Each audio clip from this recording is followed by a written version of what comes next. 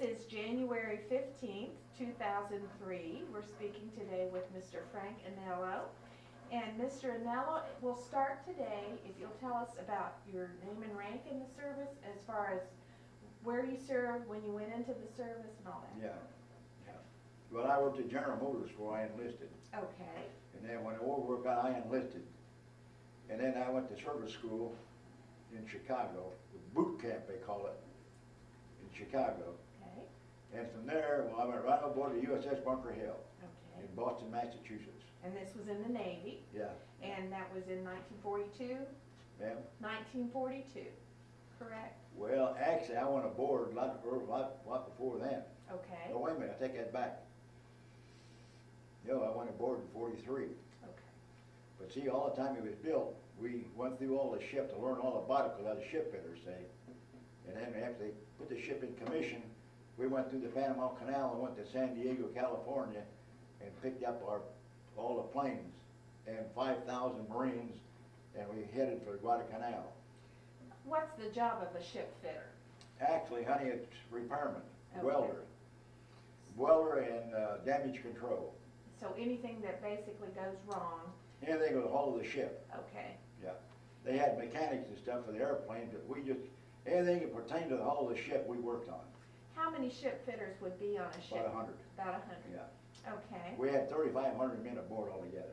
All right. Yeah, yeah. And now, what was the name of the first ship that you went out on? The Bunker Hill. The Bunker Hill was the first one. Yeah. And so, you told me earlier you were in 14 major battles. Yeah, yeah. Was the battle on the Bunker Hill one of the worst? All of them on the Bunker Hill. All of them were on the Yeah, Bunker Hill. yeah, yeah. Where did the first action happen?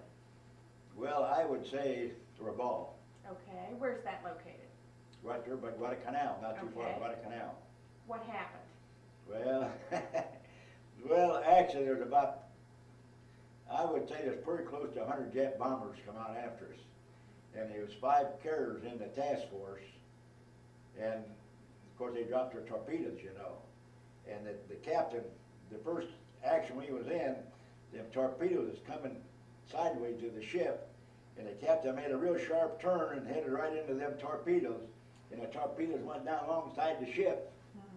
If it wouldn't have been that, we would have got hit, and that would probably finish us off. Okay, and then after that they sent the planes? Yeah, yeah. Okay, what happened then? Well, we shot down, well, they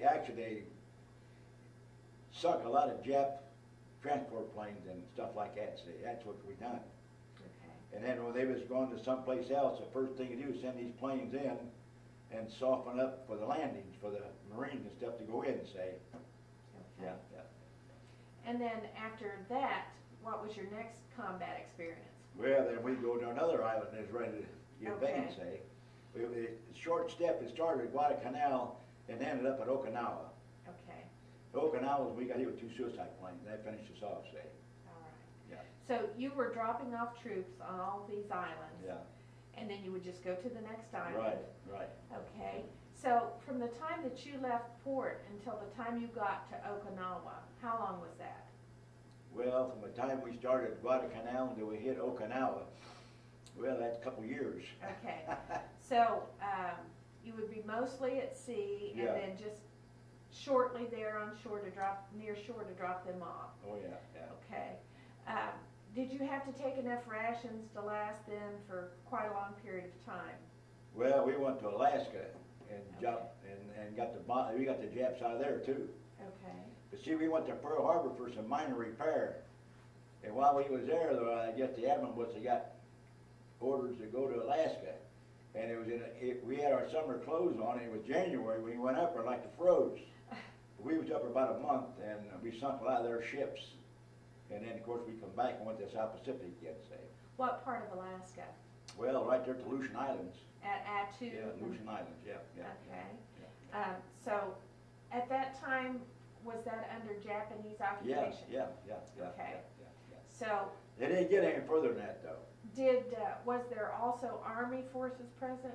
Yeah, they was Japanese armies were there. How about American? No, No, no, there no, weren't no, any at that no, time. no, So they no. came in later. They was, yeah, if you noticed, if you looked at the map, them Aleutian Islands go way out there in the Yes. Pacific. And they was probably, I was at the end of when they invaded it, say. I believe that too was the Yeah. last one. Right, and then they stayed there, they never went any further, say. Okay, But we went over there and bombed their transport planes and stuff like that, or their transport ships and stuff like that, say. And then while we was up there, we had submarines in the area too, and sunk a big heavy Jap cruiser up there. okay. Yeah, yeah. Now, from Alaska, you moved back to, We went back to South Pacific, yeah. okay. Yeah, yeah. And the next action that you saw was what? Well, honey, that's pretty hard to tell. It'd be pretty hard to tell. It might have been the Philippines. Okay, We stayed down in the Philippines quite a while because they had a lot of, the Japs is pretty well concentrated in there, and we stayed down there quite a ways at the Philippines.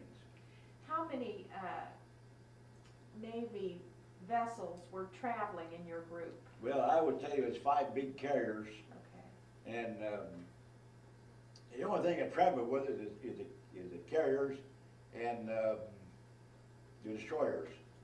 Them are the only two ships that keep up with us. And that ship, how fast you think that carrier would go? I don't know, how fast? You get, huh? How fast? Take a guess. I have no idea. 45 mile an hour, Is that it? which is 40 knots. That was top speed. Okay, Now the destroyers the only thing keep up with us. The battleships, they never had no battleships in there because they wouldn't keep up with us. But when we went into Okinawa, then the battleships were there. In fact, there's some in them pictures. okay. Now, the whole group acted as a unit. You all traveled pretty Yeah. much together, Yeah, and you all had the same mission right, as far as dropping off the troops, Yeah. Marines mostly. yeah. Did you have any other type of personnel on there? I guess you had some airmen. No, the only thing we had on there, we had fire planes, Okay, bombers, and torpedo planes. We had about 85 or 90 planes on there altogether. okay, And they had their own mechanics and stuff.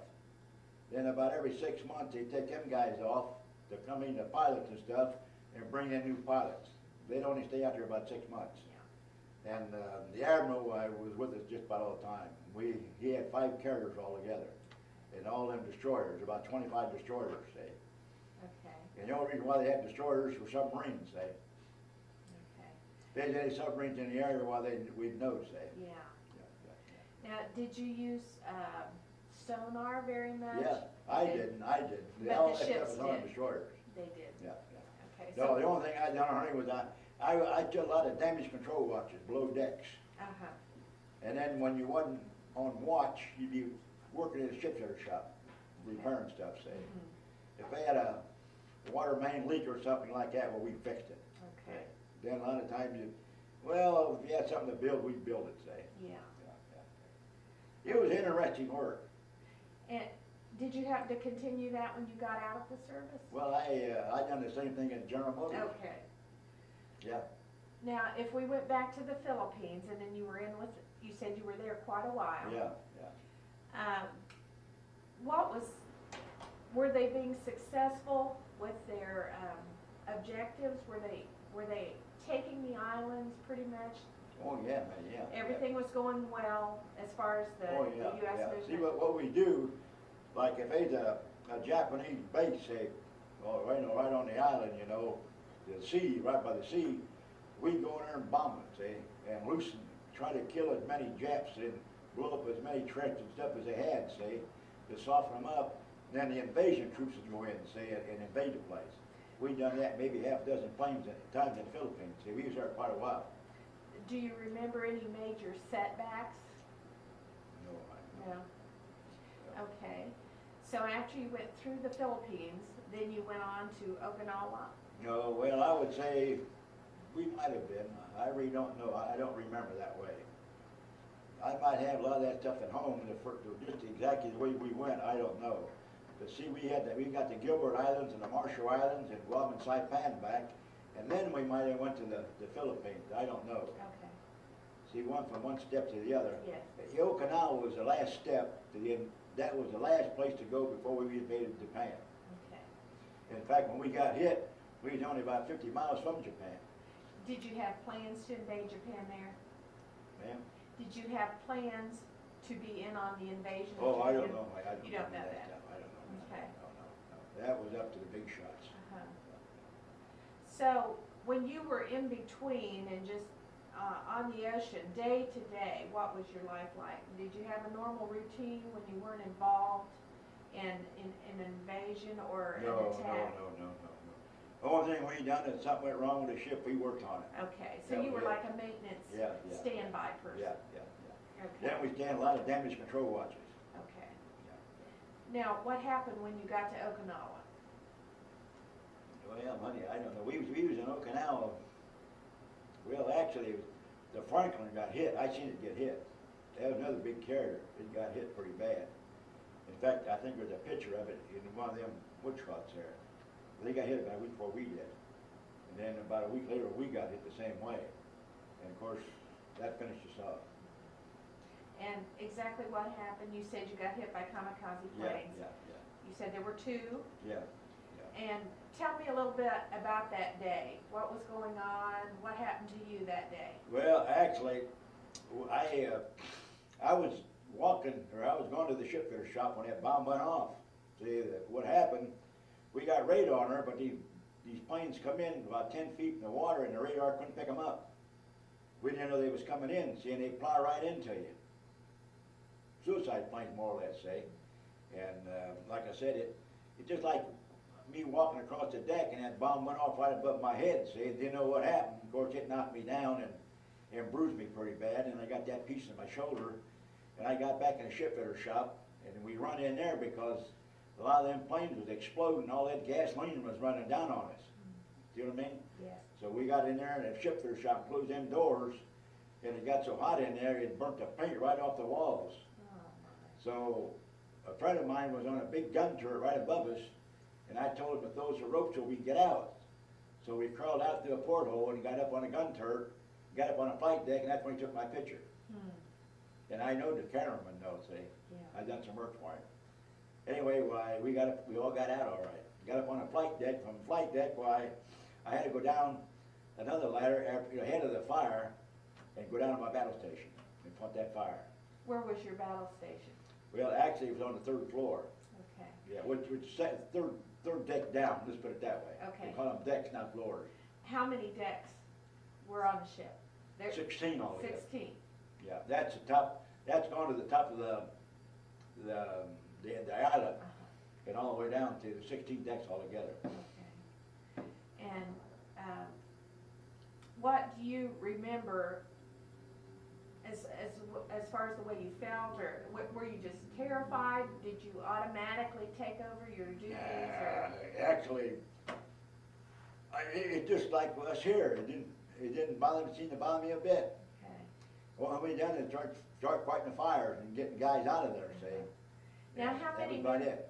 how many men were in that little room where you escaped out? Oh, just actually the crew I was in charge of, because I had about the same rate as the staff sergeant in the Army. Okay. See? And I was in charge of it. So There how was many? about 10 of us. About 10 of Yeah, you about 10 of us. came out through that hole. Yeah. And then you all went to your battle stations. What was you were just putting out fires, that was your number one job. Yeah. And then what was going on all around you? Ma'am? What was going on all around you? Oh, everything. Yeah. Fire and burning everything. Everything was on fire. All that gasoline running down, see? When we got hit, a lot of them hatches were open. And all them planes exploding, and all that gasoline run down on these people. See what I mean? And caught everything on fire below decks. And it was our job to get these fires out and try to save as many men as we could, say. And, but I gotta tell you something, it was awful. Do you know how many men were killed? Yeah. How many? Well, actually, it should be in that witch spot there.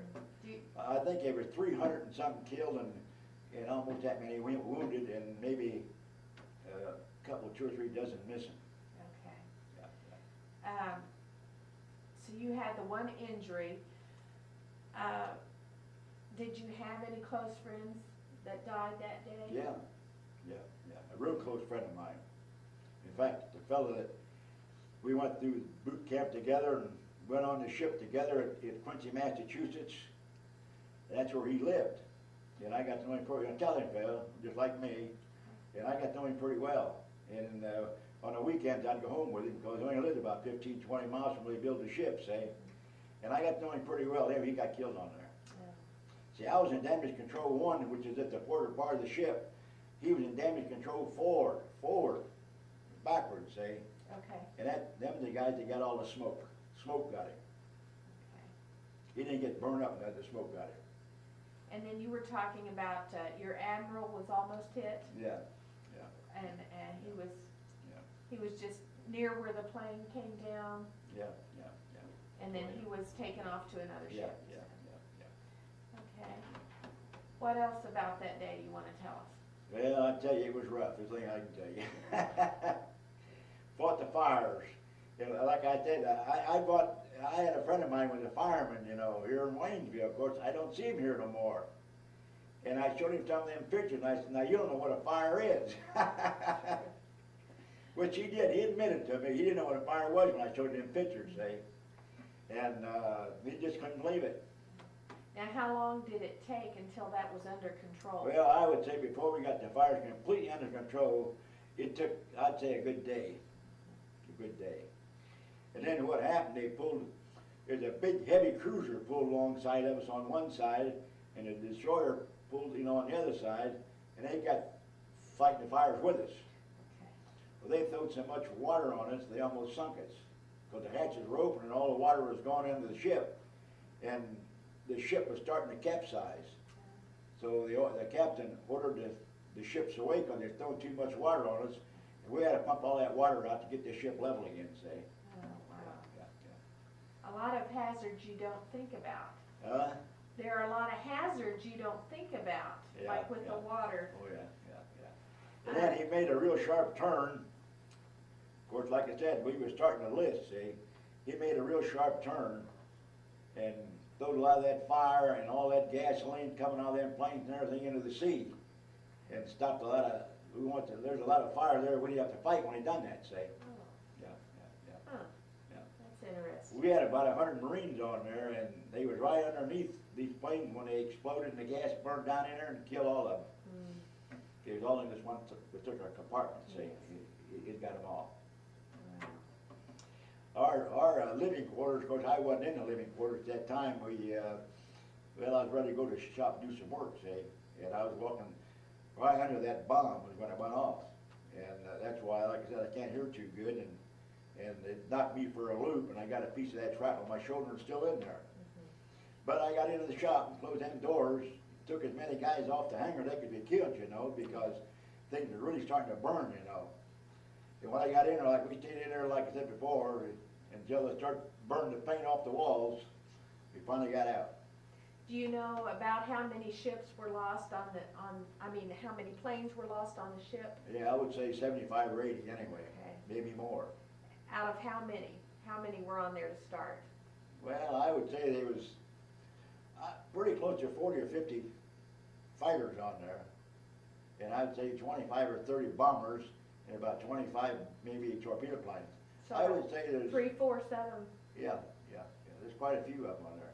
See, they had them on a flight deck and hangar deck boat. And they had 3 big elevators there to bring the planes up, say. What they do is put the torpedo on it and the bombs on the hangar deck and raise this big, put them on the elevator and raise them up and they take off, say. Yeah. And then if they overloaded a plane, they had 2 catapults on there. They had to catapult these planes off the flight deck at 100 miles an hour. Okay. Were they able to get any planes off of that ship? No. They was ready to take off when we got hit. Yeah. And he got the lead plane, and when they exploded, well, that was it. So, yeah. Then they blew all the fire and all the planes back at the other planes. They all caught fire. The pilots were in the planes. I think we lost all the pilots. And all that gasoline run down below decks on the people below decks. See, it's something you never forget. Now, once you got that under control, then you went back to port. How did you get back? Well, actually, we was dead in the water for a day or two. Okay. And then once the engineers and stuff got the engines going again, well, we went to Pearl Harbor. They went in dry dock there and done some minor repair, and then we went to Seattle, Washington. Okay. Then we got to Seattle, Washington, everybody got 40 days leave. Okay. Now, while your ship was being repaired, what were you doing? Well, actually, like I said, we were 40 days off. Okay, you had the 40 days off then. Yeah, and then we was coming through Montana, and the conductor said they dropped a atomic bomb on Japan. Of course, I didn't know what atomic bomb was. Nobody did. Then when we got into Seattle, they dropped the second one, and that was the end of the war. Okay. So from there, I went to another advanced welding school at the submarine base in San Diego.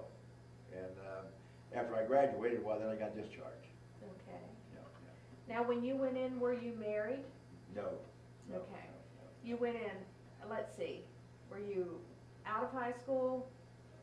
When did you go in? Well, actually, I was working at General Motors Okay, that's right. when the war broke out, see, then I enlisted. Okay. Yeah. And you said you had other family members in the service? Yeah, Okay, there were how many brothers? well, there was 3 brothers. And all were in the service? Yeah, yeah. And, The youngest brother now, of course, he was too young for World War II. He was on a destroyer.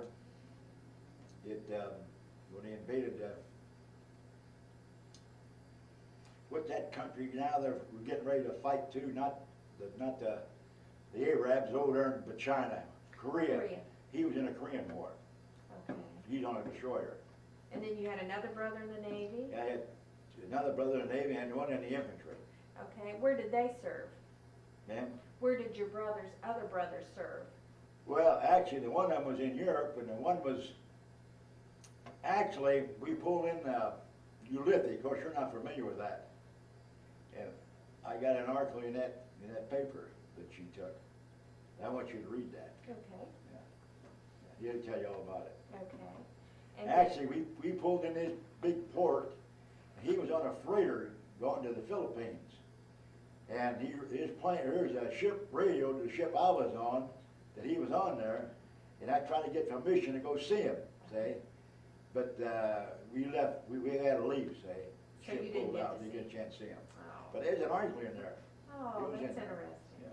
Yeah. I wrote a letter to my sister, and I guess she must have had it put in the paper, I don't know. But anyway, there's an article there on that too. Did your family all live in the Dayton area? Yeah. Oh, They come from Italy. uh-huh. You yourself or your father? My father, my mother, and dad both come, and my older sister was born in Italy. Okay. She was 10 years old when she came over here. What part? Don't remember? Southern part. Okay. I know. Let me think a little bit. Okay. In fact, my relations come over, and of course I got 106 acres out here on Eastview Road, Okay. and they stayed with us a couple of weeks. They were nuns over there, Oh. and they stayed with us a couple of weeks. And she says, Frank, why don't you sell this place and come to Italy? You'd be a baron. I said, what's a baron? Of course, I don't know what a baron is. I said, no, I don't want to do that. But they was there for 2 weeks with us, and real nice people. And they told me where they lived, but I just can't think about it. It's the southern part of Italy. Okay. It's a poor section. Okay. Yeah, poor section.